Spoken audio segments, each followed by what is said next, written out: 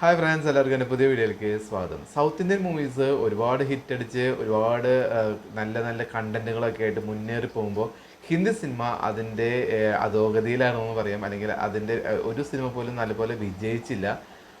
എല്ലാം ഒരു ക്ലീഷേ പോലത്തെ സിനിമകളായിരുന്നു. നടന്മാർക്കും അതുപോലെ പ്രൊഡ്യൂസേഴ്സിനും ഡയറക്ടേഴ്സിനൊക്കെ ഒരുപാട് പഴി കേൾക്കേണ്ടി വന്ന കുറേ വർഷങ്ങളായിരുന്നു ഇപ്പോൾ പോയിക്കൊണ്ടിരുന്നത്. ഇപ്പോൾ ശരിക്കും പറയുകയാണെങ്കിൽ ബോളിവുഡിൻ്റെ ഒരു നല്ല കാലം വരാനിരിക്കുന്നു എന്നുള്ള രീതിയിലുള്ള പ്രതീക്ഷ നൽകുന്ന ഒരുപാട് സിനിമകൾ റിലീസിന് ഒരുങ്ങിയിരിക്കുകയാണ്. അതിലൊരു പ്രധാനപ്പെട്ട ഒരു സിനിമയാണ് രാമായണ എന്ന് പറയുന്നത്. രാമായണം നമ്മൾ സീരിയലൊക്കെ കണ്ട് അത്ര ഇഷ്ടപ്പെട്ടുള്ളൊരു സിനിമയാണ്. പക്ഷേ അതിനെ എല്ലാം കൊണ്ട് തുലച്ചിരിക്കുന്നത് ഇപ്പോൾ ആദി പുരുഷ് എന്ന് പറയുന്ന നമ്മളുടെ ബാഹുബലി ഹീറോ പ്രഭാസ് അഭിനയിച്ചുള്ള ഒരു സിനിമ വന്നിരുന്നു. അത്ര ഫ്ലോപ്പായിരുന്നു ആ മൂവി. അതുകൊണ്ട് തന്നെ രാമായണം എന്ന് കേൾക്കുമ്പോൾ എല്ലാവർക്കും ഇപ്പോൾ ഒരു പേടിയാണ്, എങ്ങനെയായിരിക്കും ആ മൂവി റിലീസാകുമ്പോൾ ഇരിക്കുക എന്നുള്ളൊരു പേടിയുണ്ടായിരുന്നു. അതിൽ അഭിനയിക്കുന്നത് രൺബീർ കപൂറാണ്, രാമനായിട്ട് അഭിനയിക്കുന്നത്. അതുപോലെ സീതയായിട്ട് അഭിനയിക്കുന്നത് സായ് പല്ലവിയാണ്. ഈ ഒരു കോമ്പിനേഷൻ എനിക്ക് ഭയങ്കര ഇഷ്ടപ്പെട്ടു. ഈ കാസ്റ്റിങ്ങിൻ്റെ ഇത് പറയുന്നത് രാമനായിട്ട് രൺബീർ, സീതയായിട്ട് സായ് പല്ലവി ഇന്ന് വരെ അങ്ങനെ വളരെ മോശമായിട്ടുള്ള ഡ്രസ്സിലൊന്നും അഭിനയിച്ചിട്ടില്ല. അതുകൊണ്ട് തന്നെ എല്ലാവർക്കും ഒരു എതിർപ്പ് വരില്ല. അല്ലെങ്കിൽ ഏതെങ്കിലും ഒരു ഗ്ലാമറസ് നടിയാണെങ്കിൽ ഇപ്പോൾ നയൻതാരയ്ക്കൊക്കെ തെലുങ്കിൽ വന്ന പോലെ അങ്ങനെ ഒരു എതിർപ്പ് തന്നെ സായ് വരാനായിട്ട് ചാൻസ് ഇല്ല. കാരണം അവരുടെ യാതൊരു തരത്തിലുള്ള വൾഗറായിട്ടുള്ള ഗ്ലാമറസ് ആയിട്ടുള്ള ഒരു പടങ്ങൾ പോലും നമുക്ക് കാണാൻ സാധിക്കില്ല. സായ് ആദ്യത്തെ ഒരു ഹിന്ദി മൂവിയാണ്. അത് ഇത്രയും നല്ല ഒരു ഹിസ്റ്റോറിക് ക്യാരക്ടർ അഭിനയിക്കുക എന്ന് പറഞ്ഞാൽ, അത് സീതാദേവിയുടെ ഒരു ക്യാരക്ടർ അഭിനയിക്കുക എന്ന് പറഞ്ഞാൽ സായ് പല്ലവിനെ കുറിച്ച് അതൊരു നല്ലൊരു കാര്യമാണ്. കാരണം പാൻ ഇന്ത്യ ലെവലിൽ പല്ലവിക്ക് നല്ലൊരു അക്സെപ്റ്റൻസ് കിട്ടാവുന്ന ഒരു ക്യാരക്ടറാണ്. ഇപ്പോൾ രൺബീർ കപൂറിനെ കുറിച്ച് നമുക്ക് പറയേണ്ട ആവശ്യമില്ല. അദ്ദേഹം കൈവച്ചുള്ള എല്ലാ ക്യാരക്ടേഴ്സും അടിപൊളി ക്യാരക്ടേഴ്സും, നല്ല നടനാണ്. എനിക്ക് ഒരുപാട് ഇഷ്ടപ്പെട്ടൊരു നടനാണ്. രാമായണം എന്ന് പറഞ്ഞ കഥയിലെ രാവണൻ്റെ പ്രാധാന്യം വെച്ചാൽ വളരെയധികമാണ്. അപ്പോൾ അങ്ങനെ അത്രയ്ക്കും ശക്തനായ ഒരു നടൻ എന്ന് പറയുമ്പോൾ നമുക്ക് യഷിനെ അല്ലാതെ പിന്നെ വേറെ ആരും ചിന്തിക്കാൻ പറ്റുന്നില്ല എന്നൊരു രീതിയാണ് വരുന്നത്. KGF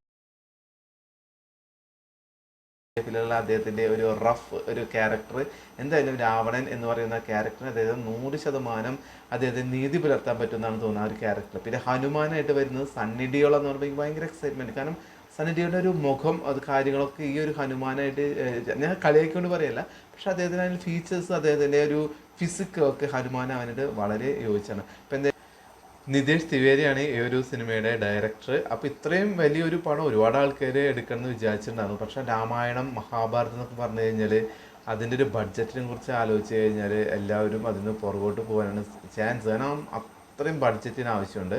വെറുതെ അത്രയും എന്താ പറയുക സൗണ്ട് ഇഫക്ട്സോ അല്ലെങ്കിൽ വിഷ്വൽ ഇഫക്ട്സോ ഒന്നും ഇല്ലാതെ രാമായണം പിടിച്ച് അതിനൊരു ഭംഗി ഉണ്ടാവില്ലല്ലോ. ഇന്നത്തെ കാലത്ത് പ്രത്യേകിച്ച് ഇത്രയും അഡ്വാൻസ്ഡ് ആയ ടെക്നോളജിയൊക്കെ നിൽക്കുന്ന ഒരു സമയത്ത് രാമായണം മഹാഭാരതം എന്നൊക്കെ പറയുമ്പോൾ ആൾക്കാർ അത്രയും പ്രതീക്ഷിച്ചാണ് തിയേറ്ററിലെത്തുക.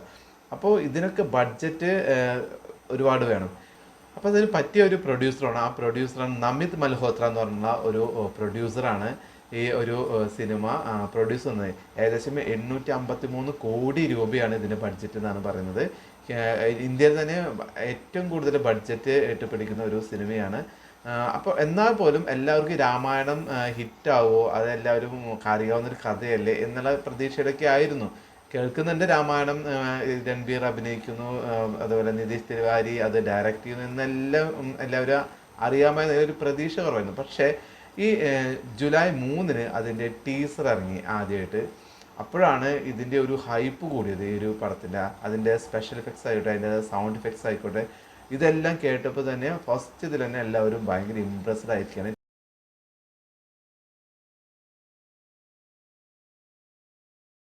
തിയേറ്ററിലൊക്കെ ഇതിൻ്റെ ടീസറൊക്കെ റിലീസ് ചെയ്തപ്പോൾ തന്നെ ഒരുപാട് പ്രേക്ഷകർ ഇത് അംഗീകരിക്കുകയാണ് ചെയ്തത്.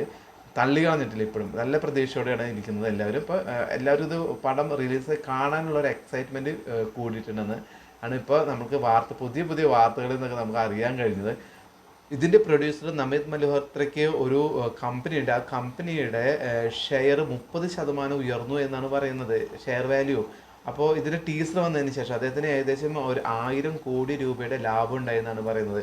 അപ്പോൾ തന്നെ അദ്ദേഹം 853 കോടി രൂപയ്ക്കാണ് ഈ സിനിമ പിടിക്കുന്നതെങ്കിൽ അദ്ദേഹത്തിന് 1000 കോടി രൂപയുടെ ലാഭം ഉണ്ടായെന്ന് പറഞ്ഞു കഴിഞ്ഞാൽ അദ്ദേഹത്തിന് ഇപ്പോൾ തന്നെ സിനിമയുടെ മുടക്കുമുതൽ കിട്ടിയെന്നാണ് പറഞ്ഞത്. അപ്പോൾ അത്രയും എക്സൈറ്റ്മെൻറ്റും അത്രയും പ്രതീക്ഷയോടുകൂടിയാണ് ആൾക്കാർ ഇരിക്കുന്നതെന്ന് പറയുമ്പോൾ സന്തോഷം തോന്നുന്നു അല്ലേ? ഇത്രയും നല്ലൊരു പടം എടുത്തിട്ട് എഫേർട്ട് ഇട്ട് ഒരു പടം പിടിക്കാൻ ഒരു പ്രൊഡ്യൂസർ വരുന്നു, ആ പടം ഹിറ്റാവാന്ന് പറയുമ്പോൾ നമുക്ക് പ്രേക്ഷകർക്ക് ഇന്ത്യയിലെ ജനങ്ങൾക്ക് തന്നെ അതൊരു സന്തോഷത്തിൻ്റെ ഒരു നിമിഷമാണ്.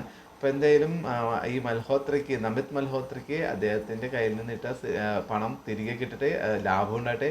ഇനിയും നല്ല നല്ല പടങ്ങൾ അദ്ദേഹത്തിന് ചെയ്യാനായിട്ടുള്ള ഒരു പ്രേരണ ഈ രാമായണം എന്ന് പറഞ്ഞ സിനിമയുടെ ഈ ഒരു വിജയം ഉണ്ടാക്കി കൊടുക്കട്ടെ എന്നാണ് എൻ്റെ ഒരു ആഗ്രഹം. അതുപോലെ തന്നെ രൺബീർ കപൂറിൻ്റെ കരിയർ വളരെയധികം ഡൗൺ ആയി പോയിക്കൊണ്ടിരിക്കുന്ന സമയത്താണ് രാമായണം പോലെയുള്ള ഒരു എനിമലാണ് ആദ്യം ഹിറ്റായത്.